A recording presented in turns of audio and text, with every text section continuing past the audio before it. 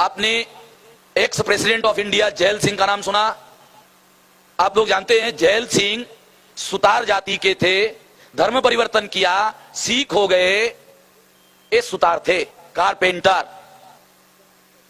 बूटा सिंह का नाम सुना, जो भारत के गृह मंत्री थे, ये शेड्यूल कास्ट का व्यक्ति है, धर्म परिवर्तित हो गया, सिख हो गया। आपको जानकारी हो इसलिए बता रहा हूं।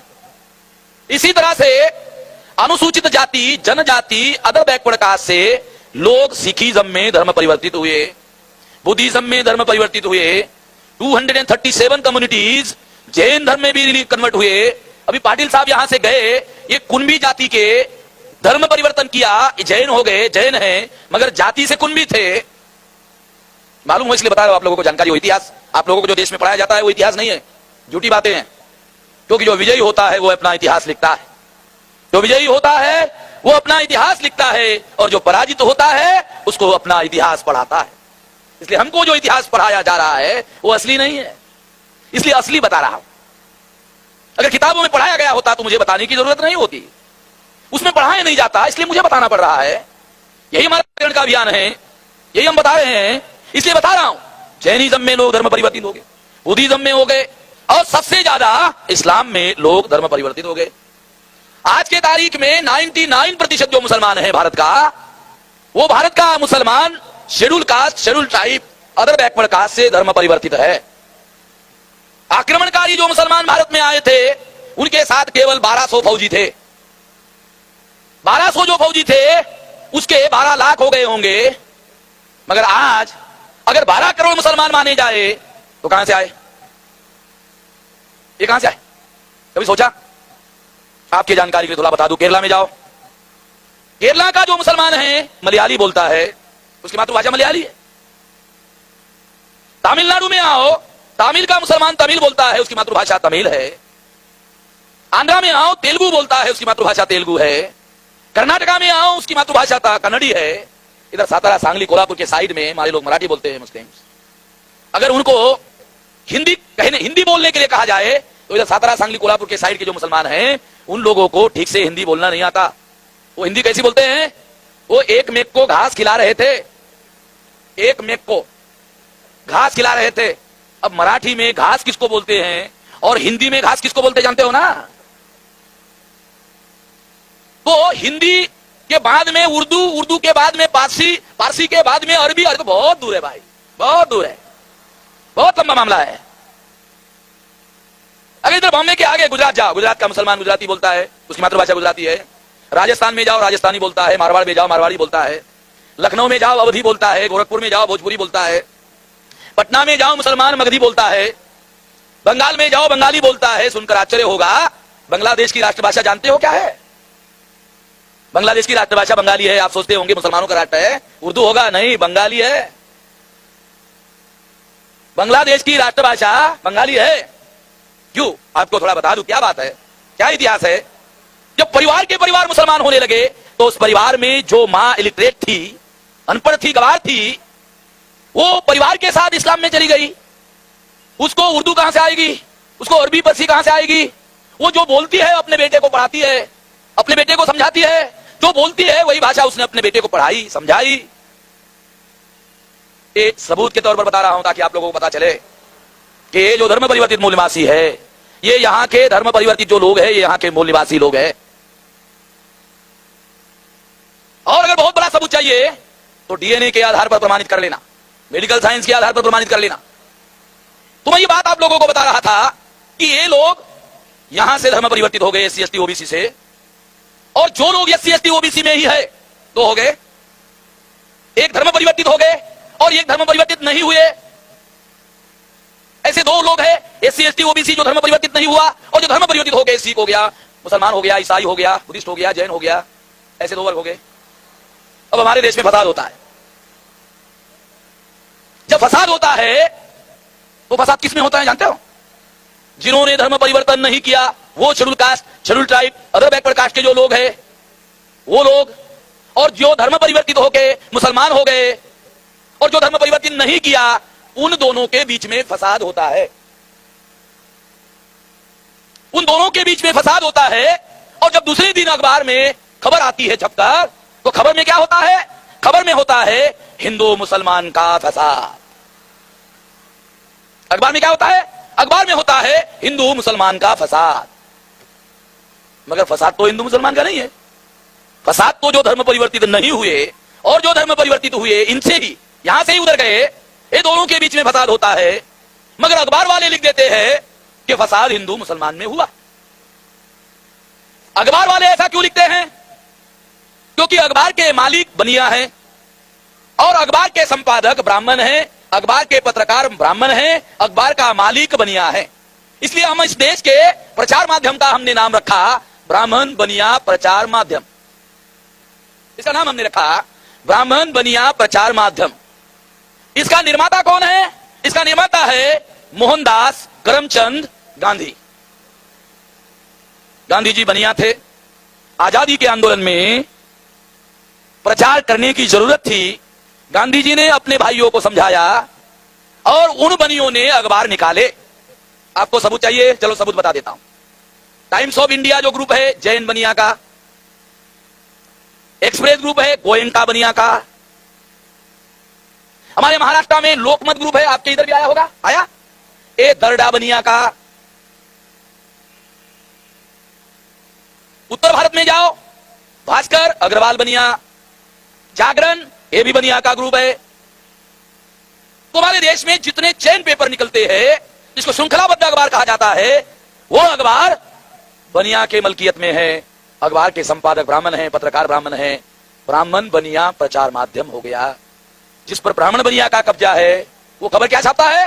वो खबर छापता है हिंदू मुसलमान का फसाद हो गया। फसाद हिंदू मुसलमान का नहीं हुआ। फसाद किसका हुआ? जो schedule caste, schedule tribe, other backward caste के लोग मुसलमान हो गए और जो नहीं हुए और जो हुए उनके बीच में फसाद हुआ। अखबार वालों ने लिख दिया हिंदू मुसलमान का फसाद हुआ।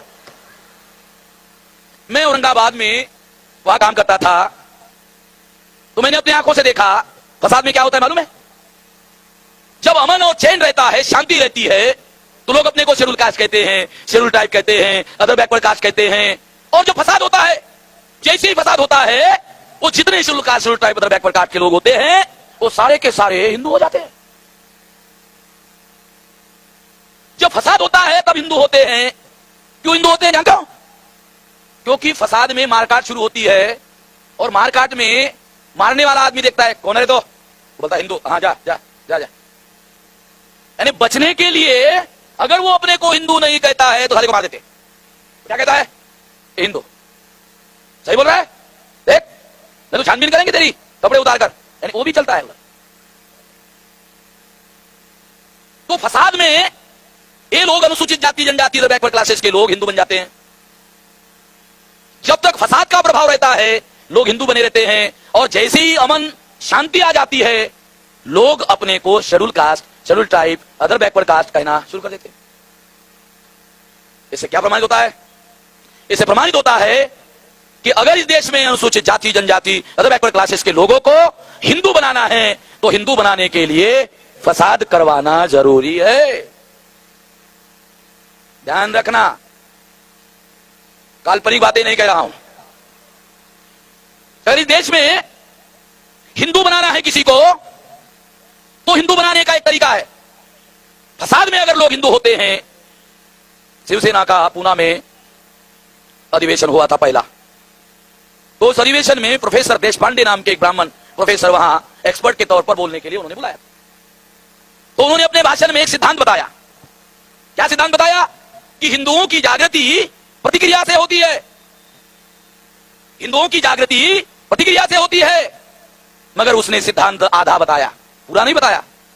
मैं बता देता हूं पूरा, क्योंकि आधा खतरनाक होता है, इसलिए पूरा बताना जरूरी है। हिंदुओं की जागृति प्रतिक्रिया से होती है और प्रतिक्रिया फसाद से होती है। अब हो गया पूरा। हिंदुओं की जागृति प्रतिक्रिया से होती है। अगर हिंदुओं में हिंदू की जागृति निर्माण करनी है तो देशपांडे का कहना है प्रतिक्रिया निर्माण करनी होगी। मगर उसके सामने समस्या थी, अगर बताऊंगा कि प्रतिक्रिया कैसे निर्माण करना होगा तो उसको बताना पड़ता कि इसके लिए फसाद करना पड़ेगा। अगर वो ये बताता कि फसाद करना पड़ेगा तो ये अपराध संहिता में अपराध माना जाएगा। इसलिए उसने आधा बताया और जो आधा रह गया था वो प्राइवेट में बताया होगा। क्योंकि प्राइवेट में बताने से काम तो हो जाता है मगर कानून से बचाव भी हो जाता है। मैं तो बदमाश लोगों की बदमाशी का विश्लेषण कर रहा हूं, मैं अपने से कुछ नहीं कह रहा हूं, न कर रहा हूं। मैं तो भारत को महान बनाने का जो अभियान चल रहा है, अगर फसाद खत्म कर लो तो अमन आएगा, शांति आएगी, शांति आएगी तो तरक्की होगी, तरक्की होगी तो देश का विकास होगा, विकास होगा तो देश महान होगा, महान होगा तो महाशक्ति होगा, महाशक्ति होगा तो दुनिया में भारत का मान सम्मान होगा। इसलिए मैं फसाद की जड़ को खत्म करना चाहता हूं, इसलिए ये कह रहा हूं। जो काम पुलिस को करना चाहिए वो काम मैं कर रहा हूं। ये काम पुलिस को करना चाहिए। लॉ एंड ऑर्डर पुलिस का सब्जेक्ट है, मेरा नहीं है। कानूनन संविधान सम्मत पुलिस का एक ही काम है, दो नहीं। क्या काम है? लॉ एंड ऑर्डर मेंटेन करना। लॉ एंड ऑर्डर का मतलब है कानून और व्यवस्था का निर्माण करना। जब व्यवस्था होती है तो तरक्की होती है। फसाद में कानून और व्यवस्था खत्म हो जाती है और इस वजह से समस्याएं बहुत ज्यादा गहरी होती है। इसलिए मैं ये बता रहा हूं, आप लोगों को जानकारी बता रहा हूं। क्या जानकारी बता रहा हूं? कि जिन लोगों के बीच में फसाद होता है वो लोग जो है लिख देते हैं हिंदू मुसलमान का फसाद है। फसाद हिंदू मुसलमान का नहीं होता है। जो धर्म परिवर्तित मूल निवासी है वो, और जिन्होंने धर्म परिवर्तन नहीं किया, दो मूल निवासियों में फसाद होता है। एक मूल निवासी दूसरे मूल निवासियों को मारता है, जलाता है, काटता है, खत्म कर देता है। एक मूल निवासी उसको मारता है, दूसरा मूल निवासी उसको मारता है, एक उसको मारता है, वो उसको मारता है, दोनों दोनों को मारते हैं, दोनों दोनों को मारकर मरते हैं, खपते हैं, खत्म होते हैं। जो बच जाते हैं वो कोर्ट के चक्कर में खत्म हो जाते हैं। इसलिए मैं हमेशा ये कहते रहता हूं कि फसाद की जो समस्या है ये सबसे बड़ी समस्या तो है, मगर किसकी समस्या है? मुसलमान कहते हैं ये हमारी सबसे बड़ी समस्या है, मगर मैं मानता हूं कि ये मुसलमानों की सबसे बड़ी समस्या नहीं है। ये अनुसूचित जाति, अनुसूचित जनजाति, अदर बैकवर्ड क्लासेस के लोगों की सबसे बड़ी समस्या है। ये मैं यहां साबित कर दूंगा आपको। इन लोगों की सबसे बड़ी समस्या है। क्यों सबसे बड़ी समस्या है? जो इस देश में अल्पसंख्यक है। ब्राह्मणों की संख्या 3.5% है। 3.5% वाला आदमी भारत के किसी भी चुनाव क्षेत्र में चुनाव लड़े, किसी भी चुनाव क्षेत्र से ब्राह्मण चुनाव नहीं जीत सकता और चुनाव जीतकर एमपी नहीं बन सकता। जब एमपी नहीं बनेगा तो एमपीओं का बहुमत नहीं होगा। जब एमपीओं का बहुमत नहीं होगा तो पीएम कहां से होगा? एमपी मींस मेंबर पार्लियामेंट और पीएम मींस प्राइम मिनिस्टर। तो एमपी नहीं होगा तो पीएम कहां से होगा? और जब पीएम नहीं होगा तो व्यवस्था पर कब्जा कहां से होगा?